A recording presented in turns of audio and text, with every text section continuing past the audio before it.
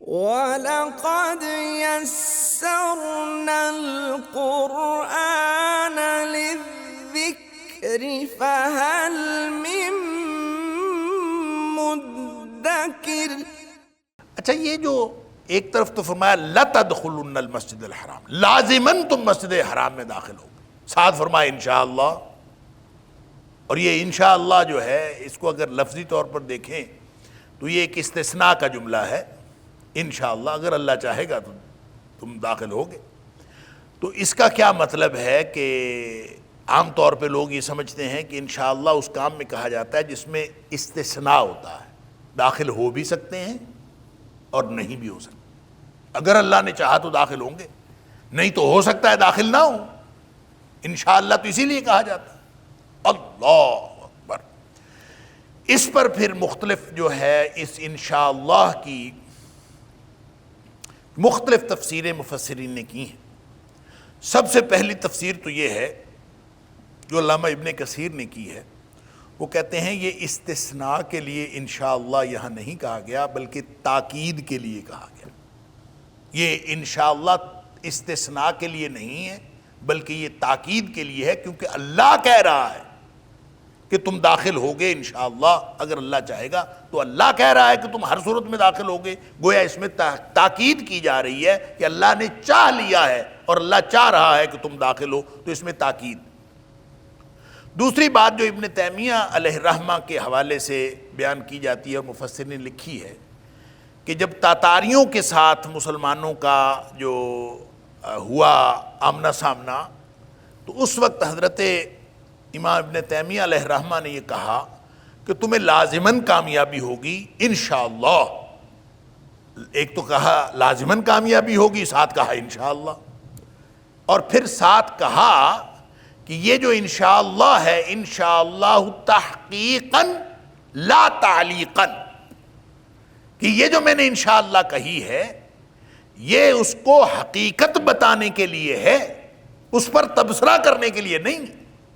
یعنی کیا مطلب کہ یہ انشاءاللہ کا مطلب یہ ہے کہ جو بات کہی جا رہی ہے وہ حقیقت ہے، یہ استثناء نہیں ہے۔ تحقیقاً ولا تعلیقاً، کہ یہ تحقیق کے اعتبار سے ہے، لا تحقیق تعلیقاً، اس کے اوپر تبصرے کے حوالے سے نہیں۔ تیسری بات جو ابن عاشور نے اپنی تفسیر کے اندر لکھی ہے کہ جب انشاءاللہ کہا جاتا ہے تو اس کا مطلب یہ ہے کہ وقوع جو ہے کسی چیز کا وقوع وہ دیر سے ہو نا تاخیر سے، تو اس میں انشاءاللہ کہہ دیا جاتا ہے۔ اگر تو وقوع ہو رہا ہو فوری طور پر، تو یعنی کوئی کام فوری طور پر ہو رہا ہو تو کوئی آدمی انشاءاللہ نہیں کہتا، تو جس میں تاخیر ہو، جس میں تھوڑی سی دیر ہو، اس میں انشاءاللہ کہا جاتا ہے۔ تو گویا دیر ہونا اس کے تیقن کو اور اس کی حقیقت کو ختم نہیں کرتا، اس میں تاخیر ہوتی ہے، ختم نہیں ہوتا۔ لہذا انشاءاللہ جو ہے اس کے دیر سے وقوع پذیر ہونے کے اعتبار سے کہا گیا ہے کہ یہ اس میں دیر ہو سکتی ہے لیکن یہ ہوگا تو ضرور۔ اللہ اکبر۔ چوتھی بات جو اس انشاءاللہ کے بارے میں مفسرین نے لکھی ہے وہ یہ ہے کہ یہ ادب سکھانے کے لیے انشاءاللہ، ہر کام میں انشاءاللہ کہنا چاہیے۔ جیسے اللہ تعالیٰ نے سورہ کہف کے اندر فرمایا وَلَا تَقُولَنَّ لِشَيْءٍ إِنِّي فَاعِلٌ ذَلِكَ غَدًا إِلَّا أَن يَشَاءَ اللَّهُ۔ کوئی بھی کام آپ نے کل کو کرنا ہے تو یہ آپ نے یہ نہیں کہنا کہ میں کل کروں گا، بلکہ آپ نے کہنا انشاءاللہ میں کل کروں گا۔ لہذا کوئی بھی کام کرنے والا ہو جس کا تعلق مستقبل کے ساتھ ہو تو اس میں انشاءاللہ کہنا چاہیے۔ یہ اللہ کریم نے ادب سکھایا ہے۔ تو جیسے سورہ کہف کے اندر فرمایا کہ کسی بھی معاملے کو انشاءاللہ کے بغیر نہیں کہنا چاہیے، تو اسی طرح اللہ تعالیٰ نے یہاں بھی انشاءاللہ فرما دیا ہے، لیکن ساتھ فرمایا لَتَدْخُلُنَّ، لازماً تم داخل ہوگے المسجد الحرام، مسجد حرام میں۔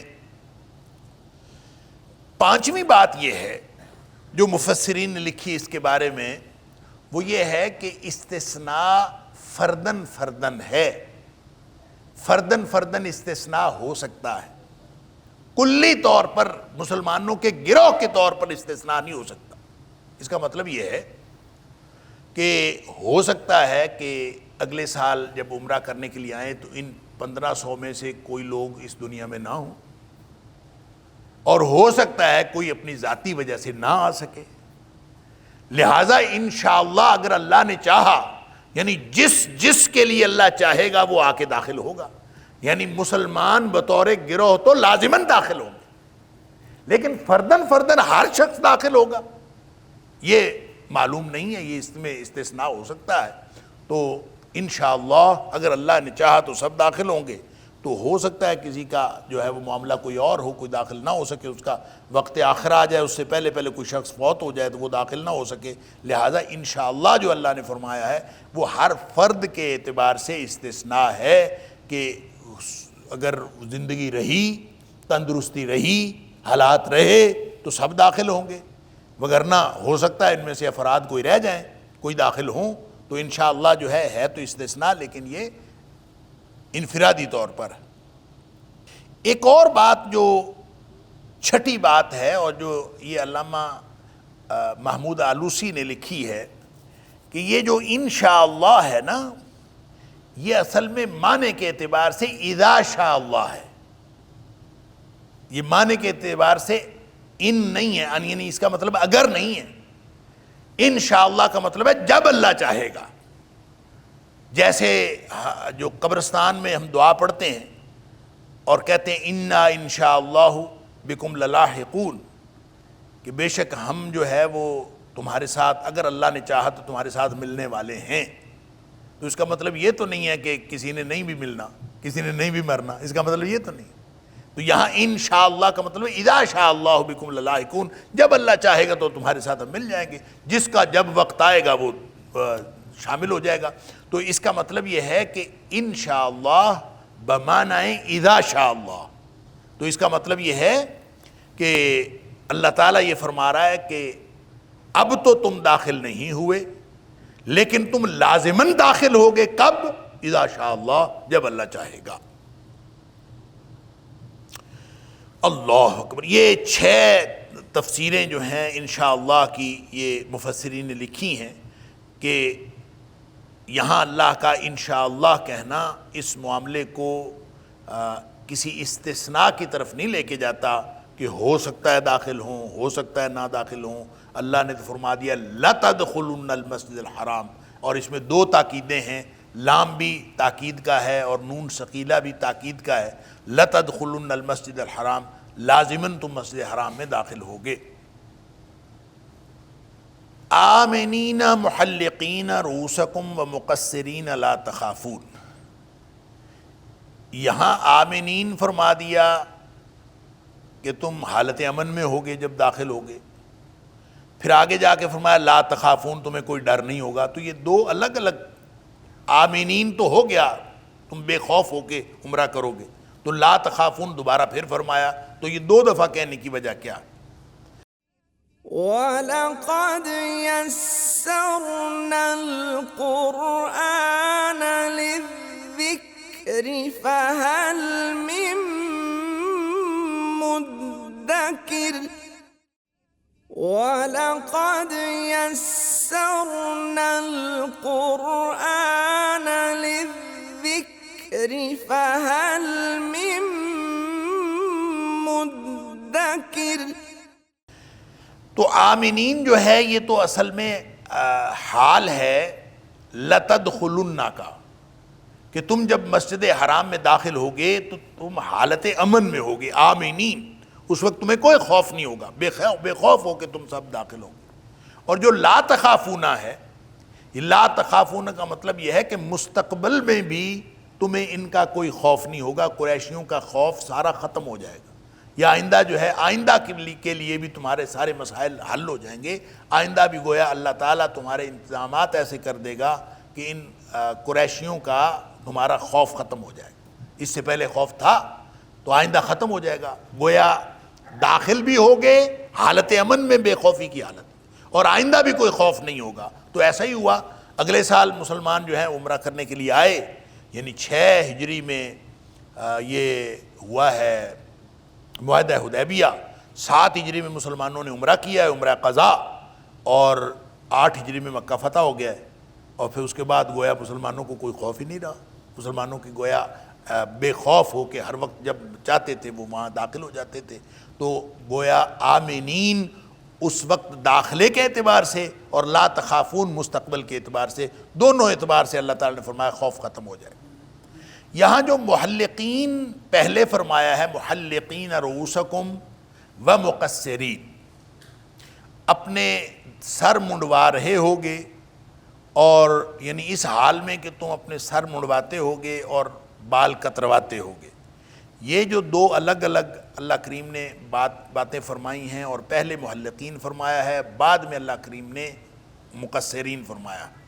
تو اس کا مطلب یہ ہے کہ حلق کروانا، ٹینڈ کروانا، بال منڈوانا عمرہ کرنے پر یہ زیادہ افضل ہے، کیونکہ محلقین اللہ کریم نے پہلے فرمایا، و مقصرین وہ بعد میں فرمایا. تو اس کا مطلب مقصرین قصر کرنا یعنی بال کتروانے کی بھی اجازت تو ہے، لیکن افضل نہیں ہے. افضل جو ہے بال منڈوانا ہے. اور خود نبی پاک صلی اللہ علیہ وآلہ وسلم نے دعا فرمائی، بخاری شریف کے اندر ہے، اللہم اغفر للمحلقین، یا فرمایا رحم اللہ المحلقین. تو صحابی کو تردد ہوا کہ اللہ کے رسول صلی اللہ علیہ وسلم نے مقصرین کا ذکر نہیں کیا، حالانکہ قرآن میں تو دونوں کا ذکر ہے. تو نبی پاک صلی اللہ علیہ وسلم فرماتے ہیں اللہم اغفر للمحلقین، یا فرمایا رحم اللہ المحلقین، اللہ محلقین کی مغفرت فرما، جن لوگوں نے حلق کروایا، جن لوگوں نے ٹنڈ کروائی، بال منڈوائے، ان پر رحم فرما یا ان کی مغفرت فرما. یہ دعا فرمائی نبی پاک صلی اللہ علیہ وسلم. تو صحابی کہتا ہے والمقصرین یا رسول اللہ صلی اللہ علیہ وسلم، اللہ کے رسول مقصرین کے لیے بھی دعا کر دیں. نبی پاک صلی اللہ علیہ وسلم نے دوسری دفعہ پھر دعا کی، اللہم اغفر للمحلقین، اللہ محلقین کی مغفرت فرما دے، بال منڈوانے والوں. یا فرمایا رحم اللہ المحلقین، دونوں الفاظ آتے ہیں. وہ پھر بولا والمقصرین یا رسول اللہ صلی اللہ علیہ وسلم، اللہ کے رسول یہ جو بال کتروانے والے ہیں ان کے لیے بھی دعا فرما دی. آپ نے تیسری دفعہ پھر دعا فرمائی، اللہم اغفر للمحلقین، اللہ بال منڈوانے والوں کی بخشش فرما دے یا ان کے اوپر رحمت فرما. اللہ اکبر. وہ پھر بولا والمقصرین یا رسول اللہ صلی اللہ علیہ وسلم. اللہ کے رسول صلی اللہ علیہ وسلم نے 3 دفعہ محلقین کے لیے دعا فرمائی، چوتھی دفعہ آپ نے فرمایا والمقصرین، جو بال کتروانے والے ہیں یا اللہ ان کے اوپر بھی رحم فرما دے یا اللہ ان کی مغفرت بھی فرما دے. تو گویا جو بال کتروانا ہے یہ جائز ہے، افضل نہیں ہے. افضل یہی ہے کہ بال جو ہیں وہ کٹوائے نہ جائیں بلکہ حلق کروایا جائے، پوری طرح منڈوائے جائیں. اس میں ایک بات جو ہے وہ بعض لوگوں نے لکھی ہے کہ عرب کے کلچر میں ہو سکتا ہے اس کا وہ بھی پس منظر ہو کہ عرب کے کلچر میں جب غلامی کا کلچر تھا تو اس میں جب نیا غلام کوئی کسی گاؤں میں آتا تھا، کسی بستی میں نیا غلام آتا تھا، کوئی شخص خرید کے لایا تو نیا غلام آ گیا. اب بستی والے لوگ تو اس کو نہیں جانتے کہ یہ کون ہے، نیا آدمی آیا. تو بستی میں جب نیا کوئی غلام آتا تھا، بکتا بکاتا کسی نے، بستی والے نے خرید لیا اور وہ آ گیا وہاں پہ، تو وہ پھر اس کی ٹینڈ کر دیتا تھا، اس کا حلق کر دیتا تھا، تاکہ اس کا حلق کیا جانا اس بات کی نشانی ہوتا تھا کہ یہ گاؤں میں نیا غلام آیا ہے، کہیں سے کسی نے خرید کے اس کو یہاں کے آدمی نے خریدا ہے، اور یہ خریدا وہ غلام یہاں اس بستی میں نیا آیا ہے. تو محلق کیا ہوا جس کا حلق کیا ہوا ہو، ٹینڈ کی ہوئی ہو، تو وہ گویا نیا غلام ہوتا تھا.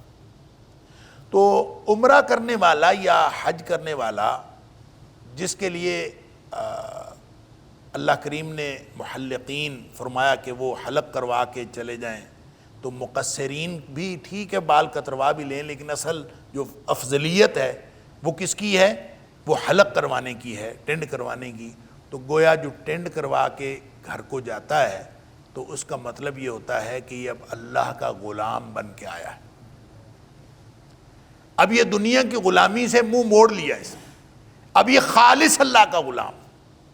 اسی لیے نبی کریم صلی اللہ علیہ وسلم نے فرمایا کہ جو شخص حج ایسا کرے کہ جس کے اندر اس نے کوئی گناہ نہیں کیا اور کوئی اس نے بے حیائی کا کام نہیں کیا، اور وہ ایسا حج کر کے واپس لوٹتا ہے تو ایسے ہے جیسے آج وہ ماں کے پیٹ سے نیا پیدا ہوا ہے۔ اللہ اکبر! تو گویا وہ اللہ کا غلام بن کر واپس آتا ہے۔ تو یہ اس کی ایک نشانی کے طور پر کہ وہ اپنی ٹینڈ کروا کے آ جائے۔ تو محلقین رؤوسکم و مقصرین، اپنے بال مڑواتے ہوں گے اور سروں کے بال مڑواتے ہوں گے اور بال کترواتے ہوں گے، لا تخافون، اور کوئی آئندہ بھی کوئی خوف نہیں ہوگا۔ اچھا، یہاں سے ایک بات، بڑا ایک لطیف نکتہ بعض مفسرین نے اور بھی نکالا ہے، وہ یہ ہے کہ اللہ کریم نے محلقین رؤوسکم، یہ بال مڑواتے ہوں گے سر کے۔ اس سے یہ نتیجہ نکلتا ہے کہ بال کتروانے ہیں تو سر کے، بال منڈوانے ہیں تو سر کے۔ تو جو داڑھی کے بال ہیں ان کو کچھ نہیں کرنا، بال تو انسان کے داڑھی کے بھی ہوتے ہیں، مردوں کی بات ہو رہی ہے نا، خواتین کے لیے تو حکم ہی نہیں ہے یہ۔ خواتین کے لیے تو یہ ہے کہ وہ اپنی جو چٹیا، اپنی جو ایک پور کے برابر اپنے آخر سے جو ہے وہ تھوڑے سے بال اتار دیں گی۔ تو جو حلق کروانا ہے یا قصر کروانا ہے یہ تو مردوں کے لیے، تو مردوں کی داڑھی بھی ہوتی، تو گویا داڑھی کو نہ حلق کروانا ہے نہ قصر کروانا ہے، یہ صرف سروں کو، محلقین رؤوسکم، یہ اسپیسیفکلی جو فرمایا رؤوسکم کہ اپنے سروں کو جو کرنا ہے، یہ بال جو کترانے ہیں تو منڈوانے ہیں تو یہ سر کا معاملہ ہے، یہ داڑھی کا معاملہ اس کے بارے میں نہیں ہے کہ کوئی شخص جو ہے وہ اپنی داڑھی کو بھی ساتھ چٹم کر دے، اور جیسے کرتے ہیں لوگ، جاتے ہیں حج کے اوپر بھی جا کے حج کرتے ہیں، عمرہ کرتے ہیں تو سر پہ ٹینڈ کروائیں نہ کروائیں، منہ پہ ٹینڈ ضرور کرواتے ہیں، تو ٹینڈ کروا کے تو پھر واپس آ جاتے ہیں، انا للہ و انا الیہ راجعون۔ اور سر جو ہے وہ منڈوانا اچھا نہیں لگتا، منہ منڈوانا اچھا لگتا ہے۔ فَعَلِمَ مَا لَمْ تَعْلَمُوا، اللہ تعالیٰ فرماتا ہے فَعَلِمَ، اللہ نے جان لیا، مَا لَمْ تَعْلَمُوا، جو تم نہیں جانتے۔ یعنی کیا مطلب؟ جو حالات ہیں اور جس کیفیت کا جو مطلب نکل رہا ہے، خاص طور پر اس وقت اگر نبی کریم صلی اللہ علیہ وآلہ وسلم کو جانے کی اجازت دے دی جاتی مکہ مکرمہ، تو اس وقت وہ حالات آمنین والے نہ ہوتے، اور اس وقت تو بڑا تناؤ تھا، بڑا آپس میں کھچاؤ تھا اور بڑی پریشانی تھی، اور اس پریشانی میں عمرہ ہو سکتا یا نہ ہو سکتا۔ تو فَعَلِمَ مَا لَمْ تَعْلَمُوا، یہ جو کیفیت بنی ہے کہ اس دفعہ عمرہ نہیں ہو رہا اور اگلی دفعہ عمرہ ہوگا، اللہ وہ جانتا ہے جو تم نہیں جانتے۔ وَلَقَدْ يَسَّرْنَا الْقُرْآنَ لِلذِّكْرِ فَهَلْ مِن مُّدَّكِرٍ وَلَقَدْ يَسَّرْنَا الْقُرْآنَ لِلذِّكْرِ فَهَلْ مِن مُّدَّكِرٍ۔ اور فجعل من دون ذالک فتحا قریبا، اور اس سے پہلے یا اس کے علاوہ اللہ نے تمہیں ایک قریب کی فتح عطا فرما دی، یعنی من دون ذالک، اس کے علاوہ۔ تو اکثر مفسرین نے اس کا ترجمہ کیا ہے اس سے پہلے تمہیں ایک اور فتح، فتح قریب کی فتح عطا فرما دی۔ یہ قریب کی فتح کون سی ہے؟ یعنی اس کے علاوہ بات کس کی ہو رہی ہے؟ عمرے کی۔ عمرہ ہوگا اگلے سال، جب بھی ہوگا، وہ معاہدے میں تھا اگلے سال آئیں گے، تو معاہدہ یعنی عمرہ اگلے سال ہوگا یا جب بھی ہوگا، اللہ وہ جانتا ہے جو تم نہیں جانتے۔ اور تمہارے عمرہ کرنے سے پہلے اللہ نے ایک اور فتح تمہیں عطا فرمائی، اور وہ جو ایک اور فتح عطا فرمائی قریب کی فتح، اس فتح سے کیا مراد ہے؟ جیسے میں نے عرض کیا کہ انا فتحنا لک فتحا مبینا، جہاں سے شروع ہوئی یہ صورت، کہ ہم نے آپ کو فتح مبین عطا فرمائی ہے، تو اس فتح مبین سے مراد اکثر لوگوں کا خیال یہ ہے کہ اس میں بہت سارے لوگوں کا خیال یہ ہے کہ یہ اس سے مراد فتح مکہ ہے، لیکن فتح مکہ اس سے مراد نہیں ہے۔ اس سے مراد اصل میں جب ہم نے یہ آیت پڑھی تھی تو میں نے آپ کو بعض احادیث کے حوالے دیے تھے کہ اس سے مراد اصل میں جو معاہدہ حدیبیہ ہے اسی کو فتح قرار دیا گیا ہے، یہ فتح ہے۔ اور جب حضرت عمر فاروق رضی اللہ تعالیٰ عنہ کو جب یہ صورت نازل ہوئی معاہدہ حدیبیہ کے بعد، تو حضرت عمر فاروق رضی اللہ تعالیٰ عنہ نے یہ صورت سنی، تو صورت سننے کے بعد حضرت عمر فاروق رضی اللہ تعالیٰ عنہ پوچھتے ہیں کہ یہ جو ہوئی ہے یہ فتح ہے؟ اوا فتح ہوا، کیا یہ فتح ہے جو ابھی ہوئی ہے؟ نبی پاک صلی اللہ علیہ وسلم فرمایا نعم، ہاں یہ فتح ہے۔ تو گویا یہ جو معاہدہ حدیبیہ ہے یہی فتح ہے۔ تو فتحا قریبا، وہ جو عمرہ کرنے کے لیے تم لوگوں نے آنا ہے، اس سے پہلے اللہ نے، اس کے علاوہ اللہ نے ایک قریب کی فتح عطا فرمائی ہے، اس سے مراد معاہدہ حدیبیہ ہے۔ اگر معاہدہ حدیبیہ نہ ہوتا تو اکیلا عمرہ ہوتا۔ اب یہ ہے کہ معاہدہ حدیبیہ ہوا ہے تو عمرہ اگلے سال ہو جائے گا، یہ اللہ نے اس سے پہلے قریب کی فتح عطا فرما دی ہے جو آگے کی بہت ساری فتوحات کا پیش خیمہ ثابت ہوگی، تو اس اعتبار سے یہ فتح۔ اور دوسرا اس سے مراد جو ہے بعض لوگوں نے یہاں بھی اس سے مراد فتح مکہ لیا ہے۔ فتح مکہ تو اس سے مراد ہو ہی نہیں سکتا، کیوں؟ اس لیے کہ فتح مکہ جو ہے وہ عمرہ قضا سے پہلے نہیں ہوا، فتح مکہ ہوئی ہے عمرہ قضا کے بعد، لہٰذا یہاں کوئی بھی فتح جو مراد لی جائے گی فتح قریبا تو وہ عمرہ قضا سے پہلے کی ہوگی۔ تو اس سے پہلے معاہدہ حدیبیہ یا تو اس سے مراد ہے، یا پھر زیادہ سے زیادہ آپ اس سے مراد فتح خیبر لے سکتے ہیں۔ فتح خیبر جو ہے وہ عمرہ قضا سے پہلے ہو گئی تھی، کیونکہ نبی کریم صلی اللہ علیہ وآلہ وسلم نے جو ہی یہ معاہدہ حدیبیہ ہوا تو میں نے پہلے بھی عرض کیا تھا کہ جنوب کے دشمن سے کچھ امن ملا، تو نبی کریم صلی اللہ علیہ وآلہ وسلم نے محض 3 ماہ بعد جو ہے آپ نے خیبر کے اوپر چڑھائی کر دی اور ان یہودیوں کا قلع قمع کیا جو وہاں جا کے بیٹھ گئے تھے اور مدینے کے اوپر حملہ کرنے کی پلاننگ کرتے رہتے تھے، اور وہ اللہ تعالیٰ نے وہاں سے بہت سارا مال غنیمت عطا فرمایا، اور اس پر پہلے بات ہو چکی ہے۔ اور اس سے مراد فتح قریبہ سے مراد یا تو معاہدہ حدیبیہ ہے یا پھر اس سے مراد فتح خیبر۔ هو الذی ارسل رسولہ بالہدی ودین الحق لیظہرہ علی الدین کلہ وکفی باللہ شہیدا۔ وہ ذات ارسل رسولہ، جس نے اپنے رسول صلی اللہ علیہ وسلم کو بھیجا بالہدا و دین الحق، ہدایت دے کے اور حق دین حق دے کر، لیظہرہ علی الدین کلہ، تاکہ غالب کر دے ہر دین کے اوپر، لیظہرہ تاکہ اس کو غالب کر دے علی الدین کلہ، سارے کے سارے ادیان پر اس کو غالب کر دے، وکفی باللہ شہیدا، اور اللہ گواہ کے طور پر اللہ خود ہی کافی ہے۔ گویا نبی کریم صلی اللہ علیہ وآلہ وسلم کو یہ بتایا جا رہا ہے، یہ آیت یہ بتا رہی ہے کہ صرف مسجد حرام میں داخلہ یا فتح خیبر یا فتح مکہ یہ مسئلہ نہیں ہے، یہ دین تو آیا ہی غالب ہونے کے لیے ہے۔ اس نے صرف مکہ کے اندر غالب نہیں ہونا یا خیبر کے اندر غالب نہیں ہونا، یہ پوری دنیا کے اوپر غالب ہونے کے لیے آئے۔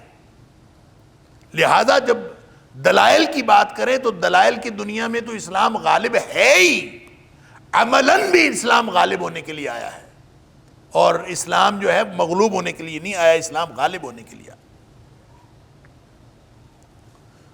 لیکن یہ الگ بات ہے کہ مسلمان جو ہیں وہ ان کے حالات ایسے ہیں کہ اسلام غالب نہیں ہے، اسلام مغلوب ہوتا جا رہا، اور اللہ کریم نے فرمایا ان ینصرکم اللہ فلا غالب لکم، اگر اللہ آپ کی مدد کر رہا ہوتا فلا غالب لکم، سورہ آل عمران کے اندر اللہ نے فرمایا اگر اللہ آپ کی مدد کر رہا ہوتا تو آج تم مغلوب نہ ہوتے، بلکہ کبھی مغلوب نہ ہوتے۔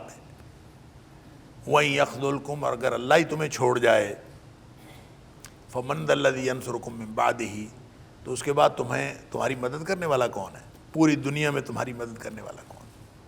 تم کبھی سمجھتے ہو کہ امریکہ مدد کر لے گا، کبھی سمجھتے ہو روس مدد کر لے گا، سعودیہ مدد کر لے گا، ترکی مدد کر لے گا، فلاں مدد کر لے گا۔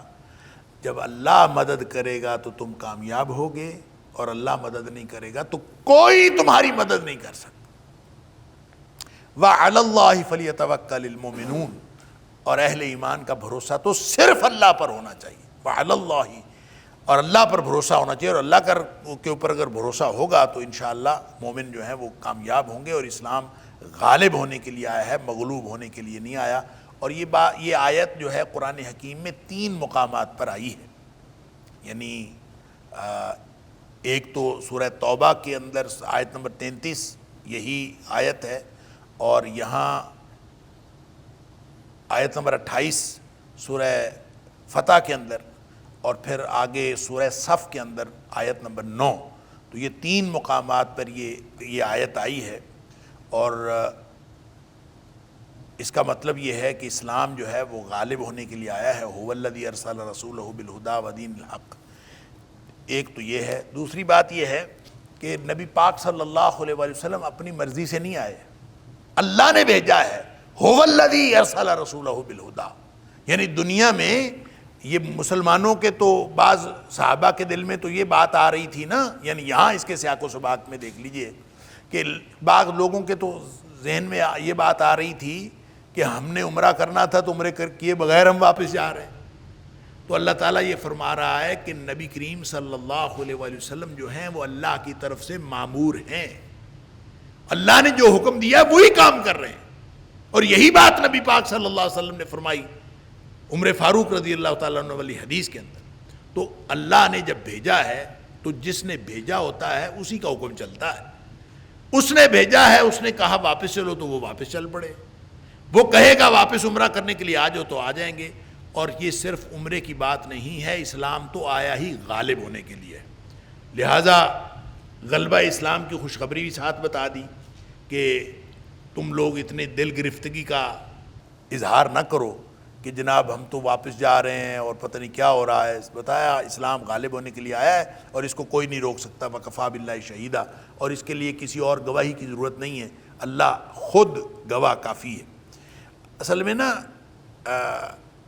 یہاں فرمایا ہے دین الحق، اللہ کی ذات حق ہے، اللہ کا قرآن حق ہے، اللہ کے رسول صلی اللہ علیہ وسلم حق ہے، اللہ کا دین حق ہے۔ اور جو حق ہوتا ہے وہ آپ اپنا ثبوت ہوتا ہے، اس کو ادھر ادھر سے گواہیوں کی ضرورت نہیں ہوتی، لہذا اللہ فرماتا ہے وَكَفَىٰ بِاللَّهِ شَهِيدًا، اللہ ہی گواہ کافی ہے۔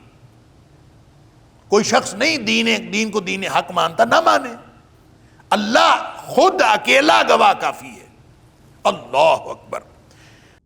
إن هذا القرآن يهدي للتي هي أقوم ويبشر المؤمنين الذين يعملون الصالحات أن لهم أجرا كبيرا